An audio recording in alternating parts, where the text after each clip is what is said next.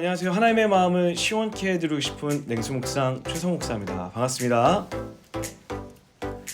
오늘은 여러분과 함께 하나님을 사랑하는 것은 과제가 아닙니다.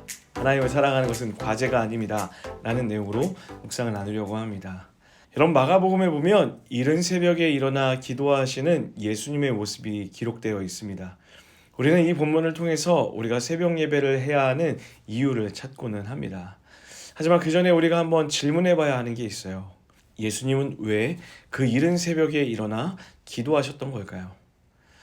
예전에 제 아들의 생일날 있었던 일입니다.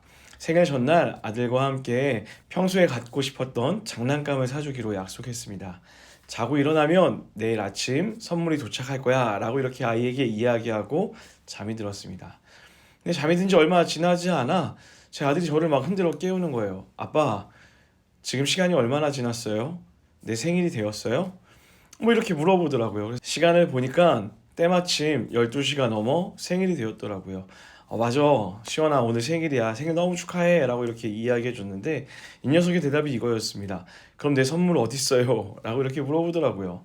그래서 아이에게 조금 더 자고 일어나야 선물이 도착할 거야 라고 이렇게 겨우 달래서 잠을 재웠습니다. 그런데 한 새벽 한 서너 시쯤 되었을 때 또 이 녀석이 저를 깨우는 거예요. 아빠, 시간이 많이 지난 것 같은데 선물 아직 안 왔어요? 그리고 또 다시 달래서 겨우 또 잠이 들게 하였고, 다음날 아침 제 아들이 선물을 받아들고 굉장히 행복해했던 기억이 있습니다. 여러분, 사람에게 무엇인가 간절한 것, 정말 소망하는 것이 생기면 잠을 이루지 못하기도 합니다. 유명 연예인의 라이브 방송, 또 그토록 기다려왔던 홈쇼핑의 할인, 또는 콘서트 티켓 예매와 같이 무엇인가 간절히 원하는 게 있다면 내가 소중하게 생각하는 것, 그것이 잠일지라도 포기하는 것이 모든 사람의 마음일 것입니다. 저는 예수님의 이른 새벽 기도에서 이 간절함, 예수님의 간절함을 보게 되었습니다. 하나님과 교제하고자 하는 간절함, 하나님의 뜻을 알고자 하는 간절함, 하나님을 만나고 싶어 하시는 예수님의 간절함. 예수님의 기도는 하나님을 향한 간절함이 묻어나 있었던 것입니다. 그래서 이 간절함의 다른 이름을 저는 열망이라고 이야기합니다.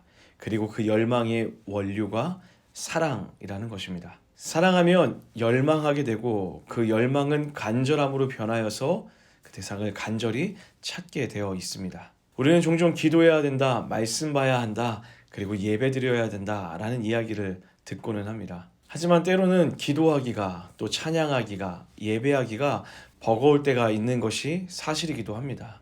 그런 시간이 찾아올 때 우리는 무엇을 해야 할까요? 더 많은 시간을 기도하기 위해 노력하고, 더 많이 말씀 보기 위해 애써야 하고, 억지로 예배의 시간을 채우기 위해 노력해야 되는 걸까요? 그런 마음이 찾아올 때면 우리는 우리 마음에 있는 하나님을 향한 사랑의 마음이 어떠한지 점검해야 합니다. 왜냐하면 기도하는 것, 말씀 보는 것, 찬양하는 것, 예배하는 것은 하나님이 우리에게 주신 과제가 아니라 사랑하는 자녀와 함께 교제하기를 원하시는 하나님의 선물이기 때문입니다. 사랑하는 여러분, 이번 한 주 마치 과제하듯이 예배하고 기도하고 찬양하는 그런 시간을 보내는 것이 아니라 하나님을 정말 간절히 사랑하여서 그 사랑의 열망함으로, 그리고 그것이 간절함으로 바뀌어서 하나님을 만나기를 기뻐하는 우리의 삶이 되기를 소원합니다. 여러분, 잊지 마십시오. 그렇게 우리가 갈망할 때에